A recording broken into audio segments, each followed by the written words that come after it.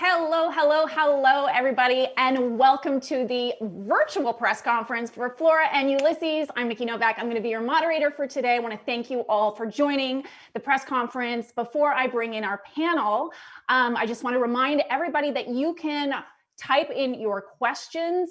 Just make sure when you do that you put, if you have a different screen name on your screen from what is in your text chat, to type in your full name and your outlet.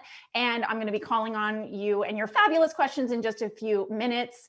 But first of all, I just wanted to say how much joy this movie brought me when I watched it. I don't even know how to describe.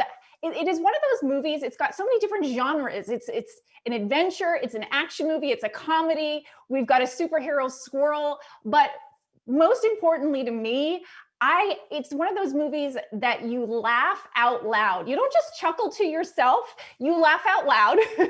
So I wanted to welcome and thank the people who are responsible for that, and that is our amazing panel. So holy bagamba, let's bring them in to the panel, to the chat. They're super talented, and it's one of those rare things that we have today where we get to talk to the woman who created the books, and without her, we wouldn't all be here today. She just popped up, everybody's popping up. Hello, everybody. Almost everybody here. So I'm just going to start with our introductions. First of all, she plays Phyllis Buckman. She is the fabulous mom in the film, Allison Hannigan. Hello, Allison. Hi. And hello. And dad, George Buckman. Ben Schwartz. Hello, Ben. Hi, everybody. She is Flora. She is amazing in this movie. You brought such a smile to my face. I cannot wait till you win your first Oscar. Matilda Lawler. Yay! I'm twisting my mustache a little. He's a little evil in this movie, Daddy. And then our fabulous, fearless female director. Yes, Alina, welcome. Hello. And then, of course, like I said, it is such a rare treat to have an author of an award-winning book that got turned into this. You're the reason we're all here, Kate D. Camillo. Welcome, Kate. How's everybody doing? Very good. Thank you. Good. Well, thank you. Okay, We're all happy to talk about this movie. Oh my gosh, I'm so happy to talk about this movie. I'm such a fan. I'm going to start with you, Kate. First of all, did I spot you in the movie by chance? Or do you have an IMDb page now? Are you now officially an actor? You did spot me in the movie, but I'm not going to tell you where I am, and I'm not going to tell you how hard I worked to get that nanosecond of fame. I mean, it is so, if anybody ever gets a chance to go to a movie set, wow, you people work hard. You work hard. So yeah, but I'm in there. See if you can find me. Yes. You are. And just to sort of start things off, I know for people who are fans of the book, may already or may not know this, but how did you decide to turn a squirrel into a superhero? Because I was like, why didn't I think of that? Well, it's a really long story. I'm going to try to make it very, very fast. So my mom had a vacuum cleaner that she loved, and she passed away in 2009, my mom did. And in the last year of her life, she kept on saying, what's going to happen to the vacuum cleaner when I'm gone? And I was like, why are we worried about the vacuum cleaner? There are bigger things to worry about.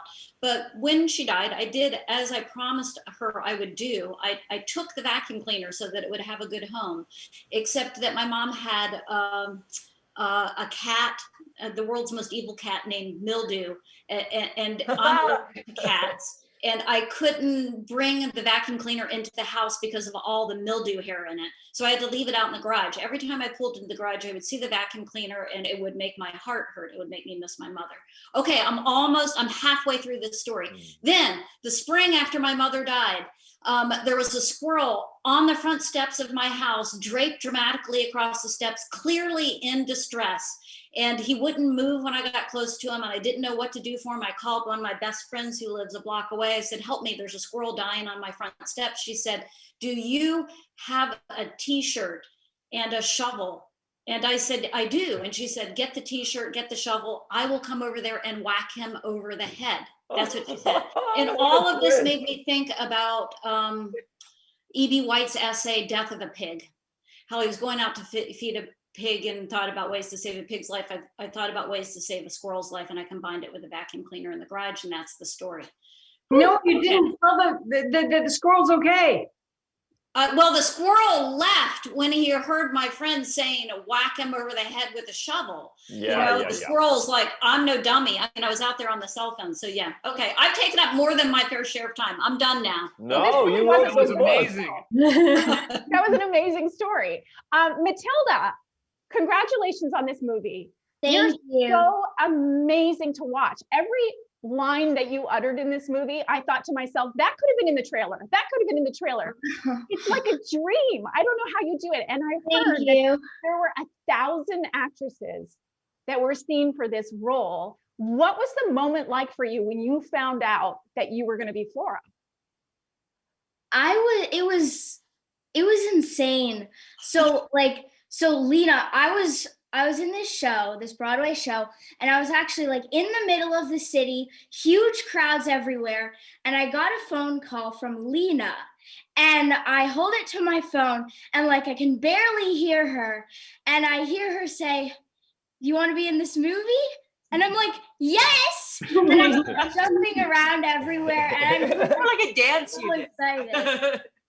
Yeah, it was amazing. I was like so excited. I love that. You just, as you do, you're in a Broadway show and you get that call, right? Normal life. As a child. Yeah. Yeah. So Lena, oh my gosh, such a beautiful, amazing movie. And like I said in the beginning, when I was introing, there are so many different genres mashed into this. Like you had to do so many different things. Not only that, I saw your Instagram, you had an actual squirrel sitting on your lap, like a trained squirrel. So can you just talk about this whole experience as a whole and putting all those pieces together? And the squirrel in this film is unbelievable. Like it's unbelievable how perfect it is. Oh yeah, Ulysses, I can't get enough of him. But the blueprint for most of the stuff that happened is in the book, so we were kind of lucky there. Apparently, crazy things like vacuum cleaners and everything end up in Kate's home. And then after that, we got to play with all kinds of things. I mean, we got to play with stunts off of buildings and car crashes, and then like it's just kind of written in Kate's brain and our writer Brad Copeland's brain, who wrote for Arrested Development. So he put all that kind of weirdness and fun into the movie, and then it was just kind of making it all real, which our lovely cast did. So it was a lot of fun, just kind of making things a little crazier. I got to have 2 squirrels on my laps, and they were trained and they did tricks, but they couldn't do everything that Ulysses did. So then we kind of just had to create Ulysses. Yeah. Allison, I have a 2-parter for you. Number 1, how many lollipops did you consume making this movie? Good question. We actually did keep a total, but I forgot what I think we stopped counting around like 37 or something. Did you ever want to see a lollipop again, or are you done? No, they were great. I was really happy. I really loved that there was a conversation about it, and I had to be really thoughtful about the lollipop because I was like, well, I don't want it too big because I don't want to like drool when I'm, taking it out of my mouth and stuff. So we settled on a really good one, and then I got to try all the different flavors, and I really I stuck with fruit punch. That was my good, okay. good flavor. Tip. I mean, you're the connoisseur at this point, so but my second question to you is, I heard you say that you got to, which I didn't even know, you're such an icon of TV and film, that you don't like watching yourself, but you actually watch this film with your kids. And could you just talk a little bit about that? Oh my goodness. Well, they've been, asking since the day we wrapped when they get to see it. So it's been a very, very long wait, and we got to see it early, and they were so excited, and I was apprehensive because I knew I was in it. But I just, like, from the moment it started, I sort of like forgot that I was even a part of it because I was so engaged, and then watching them, and they were so happy. They were, like you said earlier, laugh out loud, like beyond belly laughs, where I paused because I was like, well, they're going to miss the next scene because they're like tears, and I was just, and my husband and I kept looking at each other like, it's so good. And, we were so happy, and it was such a new experience for me to be able to not just be critical of, oh, I should have done that, blah, blah, blah, the actor thing. and just really just be engrossed in this wonderful movie. Yeah, I mean, I watched it by myself, and when you're watching something by yourself, laughing out loud, you know it's really really funny, right? Then I heard something that you and Matilda have a magic trick. Oh my goodness, we haven't done this in a year. When did we film the movie? A year and a half ago? Yeah. So maybe Yes.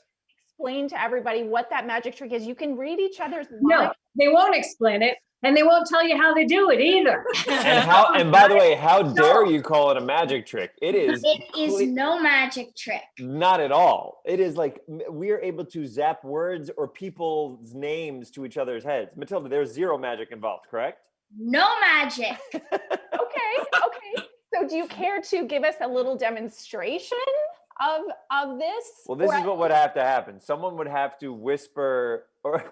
Someone would have to in a chat maybe send me a person's name that's Private chat, so I can't see so it. Matilda can't see it, and then I by zapping it from my brain to her, she'll be able to pick it up. Again, we haven't done this in a while. The force would have to be so strong with us that it could go through the internet onto her computer, through Matilda's brain, out of her mouth. So if you can find a way, Nikki, to private message me a person's name that we all have heard of, maybe it could be an actor, an actress, it could be a writer, it could be. I also really haven't done this in a long time, Matilda, and don't quite remember how strong the word is. Oh, great. There's going to be no problem. Nikki. Well, I just typed it into the chat, so maybe. Oh, but she can see it. I see it. She can see it. I can text you one. Oh, yeah, text me one. I sent it. Okay, perfect. Okay, while we're in the Great. middle of that, are we ready? Yeah, we're ready. Okay, let's do it. You Nice. won't believe it. Sending texts take like 2 seconds. And It's crazy. it goes to like the moon and back just like that. Prepare to be very annoyed because you won't be able to figure out how they do it. Okay, here we go. Okay, first of all, Matilda, are you ready to do this? Because this is a public forum. 117 people are in this room. People are now thinking it's a magic trick when of course it's not, Matilda. Tell the world. It is no magic trick. Okay, here we go. Sometimes it is, sometimes it isn't. This time it isn't. Can you put your fingers on your head? Listen to the voice in your head. Open your mind. Open your mind. Now let the words in. Everyone's watching. You can do this. I think I get it. Okay, tell people what you're seeing or feeling right now. I'm feeling Yeah, rub your temples. That's very good. Yeah. George Clooney. What? So annoying. Is it right? You did it. That's absolutely correct. I cannot believe you just got that. We did it. We still got it. Lena, was that not who you texted? I've spent hours trying to figure out how they do this. And I'm it a just magician drives in me the crazy. magic castle. I do not understand how you do this. Lena has been upset about this for a year and a half. It's just a bond. We've been Matilda and I worked together for so many months, and it just happened one day. It just happens. Yeah. Well, the bonding was clear on screen. Now, Danny, I want to talk about you bonding with this cat, because in this movie. Oh wait, Great Julia segue, Roberts. Nikki. I just had a vision. No, Julia you Roberts. saw it in the chat. Come on, Danny. You saw it in the chat. I didn't Come know on, you Danny. could all see that. I'm so Danny. Oh, I thought it was just me. Danny, like I said, a little bonding with the cat. Brilliant physical comedy. I thought of John Ritter when I watched you, because he was such a brilliant physical comedian. And this was a joy to watch. And I can't imagine, first of all, how exhausted were you at the end of those days that you had those fights with the cat on set? Was that like a workout? And sort of, how did you do that? I don't know how you did it. It was letting go. So thank you, first of all. I was a huge fan of Three's Company. Working with Lena, it's my second time. So I got to work with her on a film called Tiger Hunter. And I put it into my contract that I work with her on every film she does for the rest of her career. And she told me that this would be a complete departure. There'd be a lot of physical comedy involved. I love physical comedy. I thought that was gonna be really exciting and just kind of fun to dive into this world. And in terms of the physicality, they would give me pillows to put under my shirt. Sometimes this weird, like, headless squirrel mushy doll. to simulate the VFX of what the real squirrel would look like. And then it was just a lot of like, okay, just kind of run, dance, jerk your head around and move your body. And it was like dance. It was just letting go. It looked like I was getting electrocuted a lot, just kind of running around. And eventually we found something that looked like I was getting attacked by a cat, but it was all in here. Thankfully, I've been attacked by a few animals in my life, so I use that as my acting prep work. Who knew? Who knew? You know, life, you know, what it brings you. You can use it in your craft. You never know, right? Getting attacked by animals is a good thing. Okay, so we're going to open up some of the questions now to the press. So when I call your name, you can unmute yourself and you can ask your question. So for the first question, we have Tessa Smith from Mama's Geeky. You can go ahead and unmute yourself. Hi guys, then my question's for Kate. There's a lot of comic book influence in this story. So are you a comic book fan yourself? And if so, which ones are your favorites? I am a comic book fan, but not a traditional comic book fan. I've been answering this question since the book came out, and I always feel kind of chagrined. What I grew up with and what I love is Charlie Brown and Peanuts. And I actually still read a Peanuts cartoon every morning. And it's like it shaped my whole childhood, and it still shapes my sensibility. And so when I was writing the book, and I had Flora love comic book superheroes, when I turned it in, it didn't have a superhero in it. And my editor said, "Oh, you're going to have to make up a superhero." And I thought, I can't do that. But then, you know, I did. And that's Incandesto, and it was really fun. So then I went back and did prep work on, you know, by reading superhero comics and stuff. So kind of backwards. Yeah. Kind of fun prep. Our second question, thank you, Tessa. Our second question is from Gray Hauser from Monorail News. You can unmute yourself and ask your question. Is it the first question or the second question? Let me see. I don't know. Take whatever feels good, Gray. Choice. Yeah. Yeah. Okay. So, to Kate, what changes from the book to the movie were your favorite? You know, this is funny because it goes a little bit with what Allison said about being able to watch yourself in this. And it's not my first experience having a book turned into a movie. And you kind of watch and think, oh, that's different, or this is different, or all of that went out the window. I mean, I had read Brad's script and I liked it a lot, but when I sat down and watched the movie, I watched it as my 8-year-old self. There was like I didn't compare it to the book or anything. I just was so in it that I can't even, it feels to me like what happened between the script and the cast and the directing is that the themes of the book are amplified. And so the heart is even bigger, and the wackiness is even bigger. And also just the power of connection has been amplified. And so it's just whatever is different is more and better. Does that make sense? Yeah. What an answer. This is so exciting to hear, Kate. For us, we haven't been able to hear her field questions about the book or the movie. So this is like very exciting for us. Hopefully that's the last time I'll talk. So, okay. No, they're all Kate questions and I cannot wait. I've got a list of Kate questions. Yeah, okay. Our third question is from Laura Sirico from The Nerds of Color. You can unmute yourself. Hi. No, I'm excited because I don't know which question to ask, but yeah, for Danny and Ben, you guys got to extend your comedy wings for some of the scenes. Well, what was improv versus the script? Because like there's a lot of scenes that you could have like just gone extra. So which one was improv and which one was just the script? First of all, I love the sentence, expand your comedy wings. I've never heard that before. I love that. Look at Danny fly. I really didn't give Danny a script. Lena would probably know better than both of us, by the way, because she would be the one to be like, no, just do the script, or go. These guys follow scripts. Everything they add a little something to everything. And I think that's what it was. Like the script that Brad wrote was so good, and Lena gives us room to play. But with the knowledge of like, we're not going to be like, what's going on? What's that dinosaur over there? You know what I mean? It's always within the boundaries of what that scene is, and only if it heightens either exactly what it said, the emotion or the comedy of the scene without bringing it somewhere elsewhere. So I'm sure Danny and I played. I know Matilda and I definitely improvised a couple times, which was very exciting. We sang a whole song about butts that I believe is still in the movie. Danny, what do you think? Do you remember any in particular?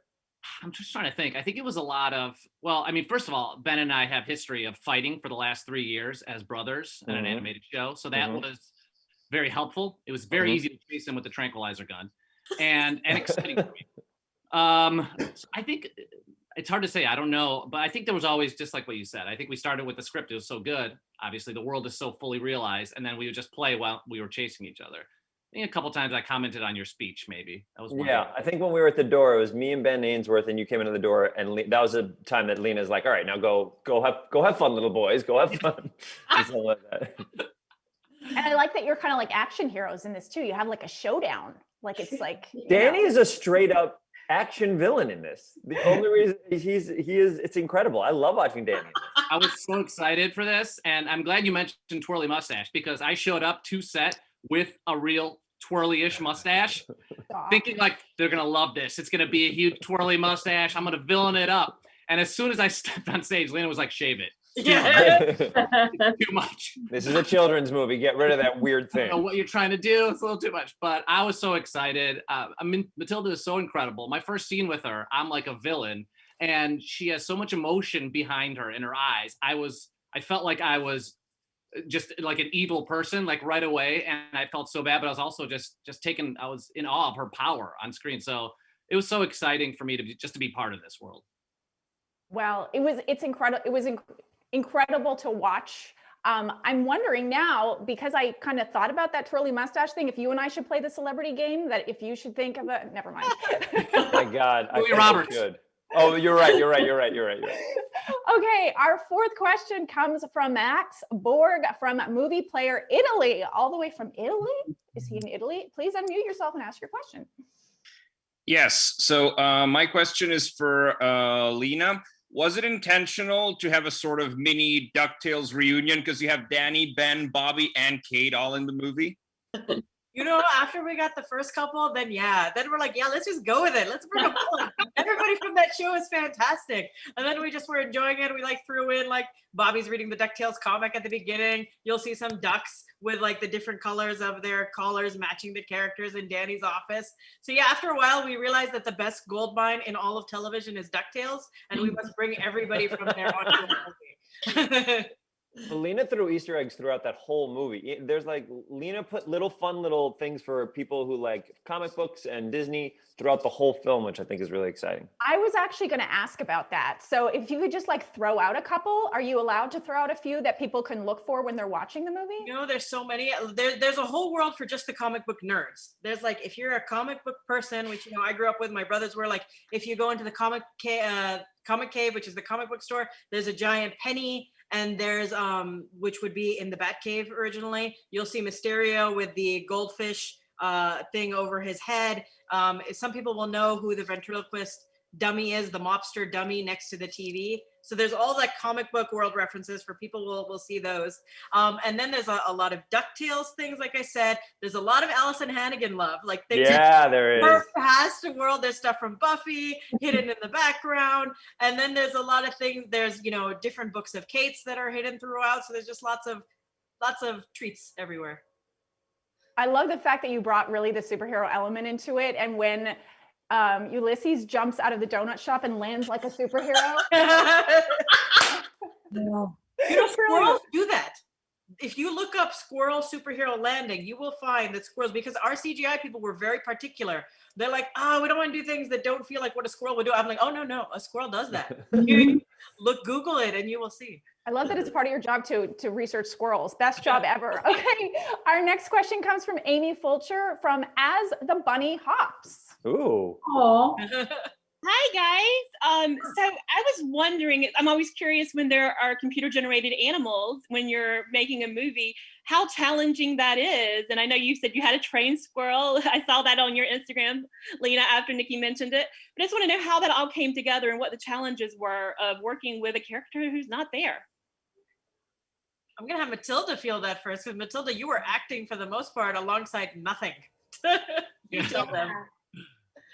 Yeah, it was kind of like at points. Well, actually, Lena, you were kind of my squirrel at some points. You had this like little stuffed animal squirrel that you would like pretend was doing the scenes so I could kind of get an idea of what it would be like.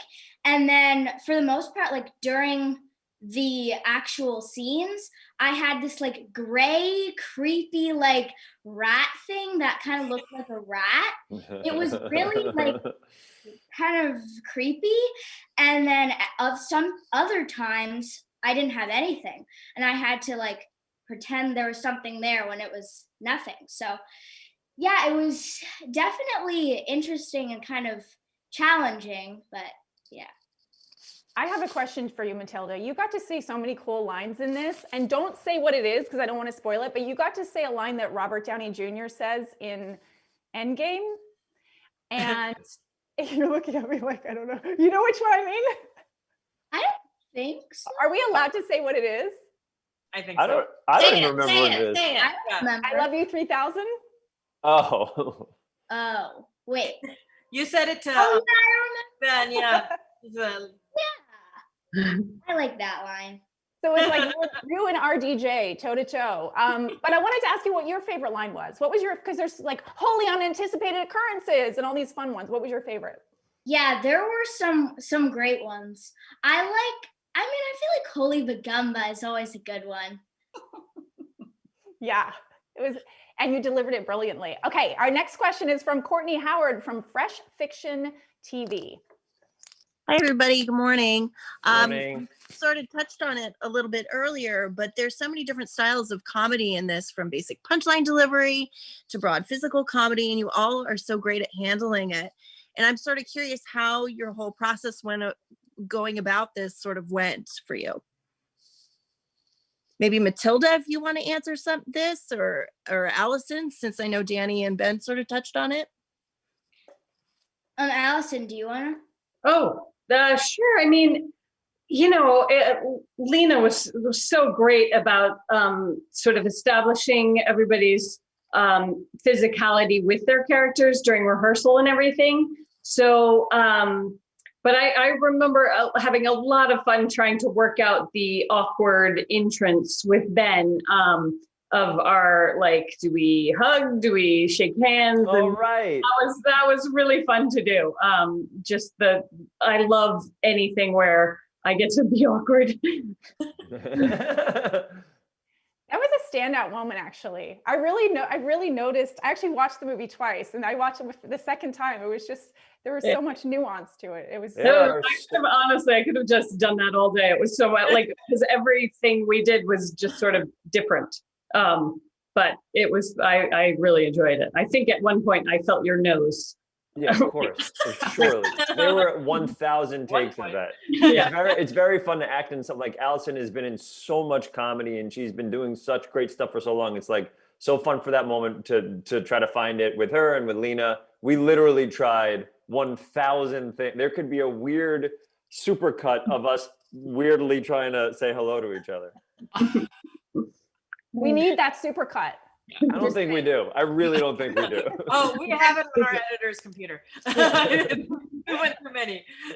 Okay, the fabulous Carla Renata from the Curvy Film Critic is next.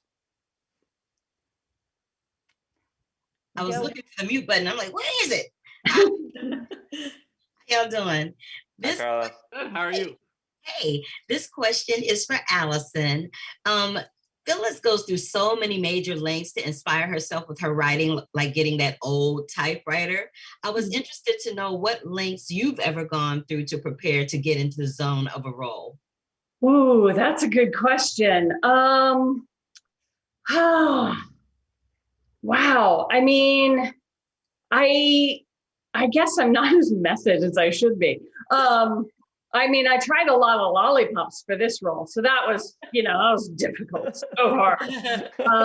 But I don't know, actually, I did, before Buffy, and I did an episode of a show called Touched by an Angel.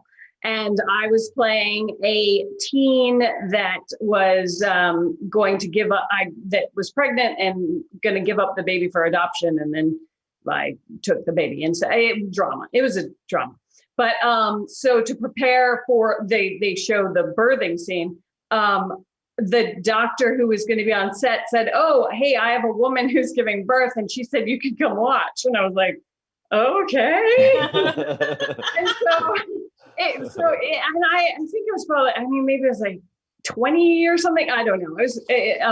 So I walk into this room, and this woman is like in the final stages of labor, and I'm like, what do we like, talk about awkward greeting? And then the doctor's like, "Come on." And I was like, okay. And so I'm like meeting this stranger and now watching her give birth. And of course it was incredible, but she also made it look so easy that I'm like, this isn't really going to help for the scene, because I feel like it's not as dramatic as it should be for a TV show. Because she made it like, she lied. She made it look real easy. But I got to watch her, and I immediately started bawling because it's so beautiful and everything. And then it was just like, okay, bye. So weird. But yeah, I guess it was like her sixth child, so she didn't really care if the stranger.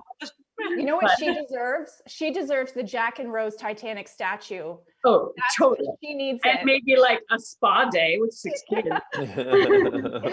Okay, we're almost finished. Real quick before I wrap, I want to thank you all. But just to wrap things up, I'm going to go quickly down the line. There's a lot of snacks in this movie, and it made me very hungry. So I want to go down the line, and you choose the best snack that all appeared in this film: lollipop, cheese puff, donut, or Pop-Tart. I'll start with you, Kate. Oh, cheese puffs, duh. Yeah. Allison? Oh, I'm going to go lollipop. Still in character. Okay, Lena? Oh, cheese-o-mania cheese puffs. For Yeah. sure. Ben? Donuts. Are you crazy? Donuts. 6 of them. Yeah. Okay, Danny? Giant donut. Yes. Oh, the giant.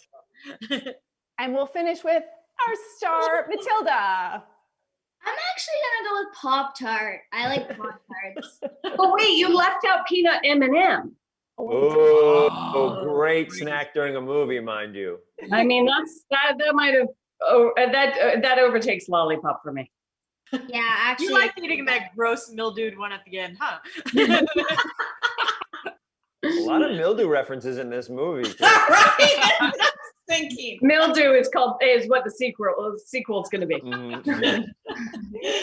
Well, Kate, I hope that Flora and Ulysses are still dancing around in your head, and that there might be a sequel one day. But I want to thank you all for joining. Thank you for this fun conversation. I'm going to go have some donuts and lollipops and all that now. I'm really super hungry. This is an incredible movie, Flora and Ulysses. Everybody can see it on Disney Plus on February 19th. Thank you all again. You're amazing. Thank you, Nikki. Thank you, Nikki. Thanks, everybody. Bye.